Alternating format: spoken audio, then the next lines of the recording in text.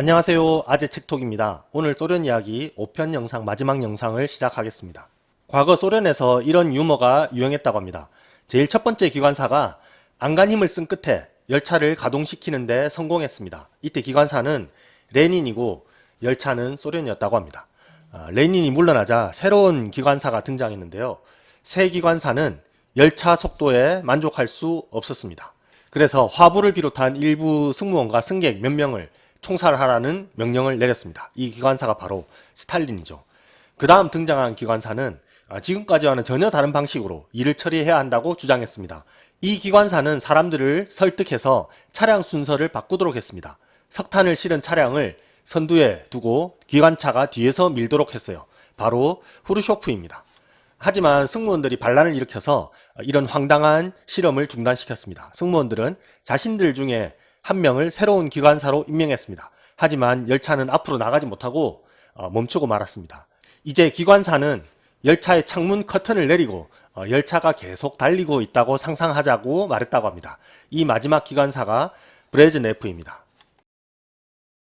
앞선 4편 영상에서 소련은 노인들이 지배하는 국가가 되었다라는 얘기하면서 권좌에 오른 지 1년 만에 사망한 안드로포프와 체르넨코 이야기를 했죠. 특히 이 체르넨코는 나이도 많고 건강도 좋지 않아서 대중 앞에서 연설문도 제대로 읽지 못했다고 합니다. 그때 중요한 연설을 대독한 사람이 있었는데요. 바로 고르바초프입니다. 고르바초프는 노인들의 그림자를 뚫고 대중 앞에 힘찬 모습으로 나온 젊은 정치인이었습니다.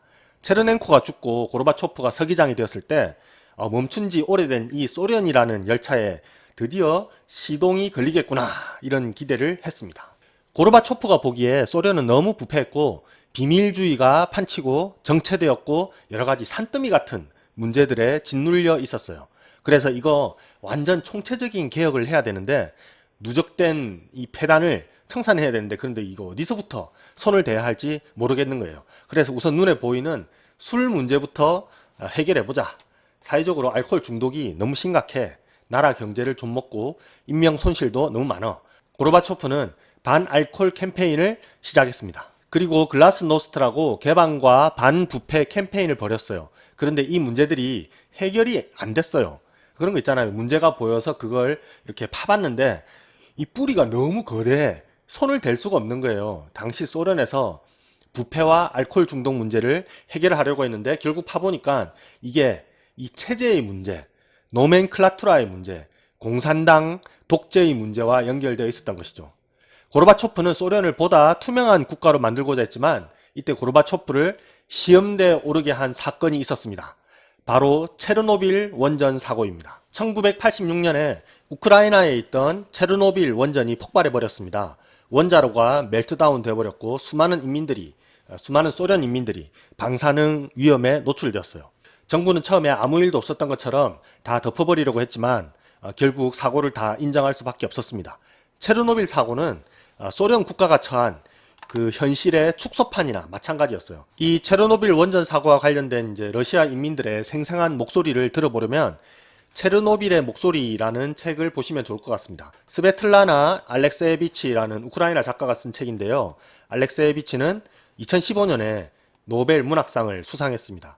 개인들의 눈에 이 체르노빌 사건과 거대한 국가의 모습이 어떻게 비치는지 생생하게 묘사되어 있습니다. 새 지도부는 이 나라가 맞닥뜨린 어려움을 자기들이 엄청나게 과소평가했다는 것을 깨달았습니다. 이제 선택지는 두 개였습니다. 다시 전임자들처럼 어두운 소련의 과거로 회귀하든가 아니면 진짜 맘먹고 적폐청산을 해보든가. 고르바초프는 글라스노스트를 지켜내기 위해서 판을 더 크게 벌이기로 했습니다. 바로 페레스트로이카입니다. 국가, 경제, 사회 전 영역에서 광범위한 개혁을 시도하자. 기절초풍할 일이 일어났습니다. 소련에서 선거를 하게 된 것입니다. 1988년에 헌법을 개정해서 인민대표자회의 2250명 중에 1500명을 직선제로 뽑게 된 것이죠. 자, 이제 나라를 좀 자유로운 분위기로 만들어 보자. 경제정책에서도 일대 변혁이 이루어졌습니다. 채산성이 없는 기업은 그냥 부도나게 했어요. 그 전까지는 사회주의다 보니까 부실기업도 계속 국가가 지원해서 살아 있었어요. 좀비 상태로. 그러다 보면 국가 경제 전체가 쓰러지는 거죠. 고르바초프는 소련 경제에 더 많은 시장과 경쟁을 도입하려고 했습니다. 그런데 이 개혁이라는 게 내 마음같이 잘 되지 않죠. 옛것은 더 이상 기능하지 않는데 새로운 것은 아직 작동하지 않는 그런 상태였습니다. 소련 경제는 혼돈에 빠졌습니다. 생필품 공급이 형편없게 되었고 암시장이 판치고 물가가 치솟고 도처에서 파업이 일어났습니다. 이런 상황은 전혀 예상치 못한 결과를 낳았습니다. 바로 공산당의 지도력에 대한 근본적인 의문으로 이어졌던 것이죠. 결과론이긴 하지만 고르바초프는 이 개혁가로서 낭만적이고 안일했던 것 같습니다. 한편으로는 애국자였지만 결과적으로는 소련을 해체하고 러시아를 혼란에 빠뜨린 매국노가 되어버렸죠. 선한 의도를 갖고 아래로부터의 힘을 자극하면은 결과가 좋을 것이라고 생각했던 것 같아요. 하지만 결과는 대혼란이었던 것입니다. 결국 고르바초프 그 자신의 권력의 토대였던 소비에트 체제가 허물어져 버렸습니다. 1990년 봄에 공산당 지배가 완전히 종식되고 소련은 다당제 국가가 되었습니다. 과거 역사에 대한 대중적인 논의와 평가가 본물 터지듯이 나왔습니다. 처음에 이 역사 논쟁은요, 개혁에 반대하는 세력들, 그러니까 이제 꼴좌파들을 공격하는 데서 출발했어요. 그런데 나중에는 이 지도부가 이 논쟁의 한계를 설정할 수 없게 되었습니다. 이 호랑이 등에 올라타버린 거죠. 그런데 이번에 호랑이는 볼세비키 혁명 때와는 다르게 지도부를 등에서 떨고 버렸어요. 이제 러시아에서 가장 급진적인 게 대중의 여론이 되었습니다. 어제까지만 해도 개혁적인 축에 속했던 비판적인 지식인들도 이 변화의 속도를 따라가지 못했어요. 그냥 도매금으로 보수파 취급을 받아버렸습니다. 인민들은 이제 1917년 러시아 혁명까지 부정했습니다. 레닌과 볼세비키, 러시아 혁명이 잘한 일이 아니라 오히려 우리 러시아에 재앙을 가져왔다라는 식으로 인식했습니다. 1990년 시위대는 볼세비키의 슬로건을 비꼬아서 이렇게 외쳤다고 합니다.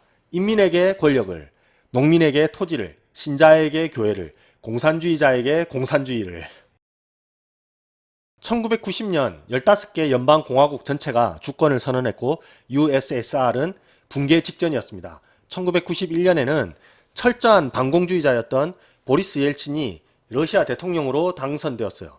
옐친은 모든 그 러시아 정치인들 중에서 가장 급진적인 자본주의자였습니다. 그러자 보수파들이 이 쿠데타를 일으켰습니다. 그러나 이미 사멸한 체제인 소비에트를 재건하려던 쿠데타는 3일 천하로 끝났습니다. 쿠데타를 일으킨 사람들은 전원 체포되었습니다. 옐친은 러시아에서 일체 공산당의 활동을 금지시켰어요. 이 쿠데타 때문에 소련 연방의 대통령이었던 고르바초프의 지위는 극도로 약해졌고 러시아 대통령인 옐친의 위상이 엄청나게 강화되었습니다. 이 권력이 옐친 쪽으로 이동하게 된 것이죠. 1991년 소련은 해체되었습니다. 1917년 짜르 체제에서 신음하던 러시아 인민들이 혁명을 일으켰던 것처럼 1991년에는 그 반대 방향으로 인민들이 혁명을 일으킨 것이죠. 오늘까지 4편의 영상으로 소련의 탄생부터 붕괴까지의 역사를 살펴봤습니다. 저는 어떤 체제가 계속해서 성공하려면 2가지 핵심적인 피드백 시스템이 있어야 한다고 생각하는데요. 바로 민주주의와 시장입니다. 이 피드백 시스템이 존재하냐 아니냐는 국가가 잘못된 길로 들었었을 때 그 경로를 변경할 수 있는 메커니즘을 가졌느냐 아니냐를 결정하는 것과 같다고 봅니다. 저는 민주주의라는 게 인민의 결정이 항상 옳다는 것을 뜻하는 것이 아니라 인민의 의사를 반영함으로써 국가의 경로를 수정할 수 있는 능력을 뜻한다고 생각합니다. 이게 시행착오를 겪는다 하더라도 말이에요.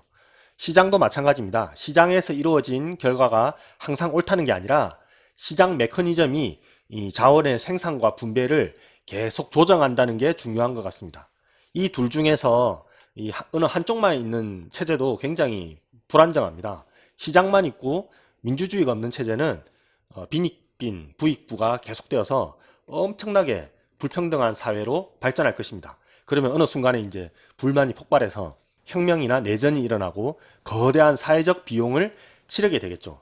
반대로 이 민주주의만 있고 시장이 없는 체제는 극도의 비효율과 좌충우돌 속에서 이 국가가 가진 막대한 자원을 낭비하게 될 가능성이 크다고 생각합니다. 그런데 소련은 시장과 민주주의 둘 다를 없애버렸어요. 그러다가 이 둘을 나중에 제한적으로나마 도입하려고 한 순간 무너져 버린 것이죠. 한때 이제 세계를 호령했던 거대한 제국도 스스로를 교정할 수 있는 메커니즘을 갖지 못한다면 미래가 없다는 것이죠. 이런 점에서 소련의 역사는 오늘날 우리에게도 많은 시사점을 안겨주는 것 같습니다. 그동안 긴 영상 시청해 주셔서 감사합니다. 아재 책톡이었습니다.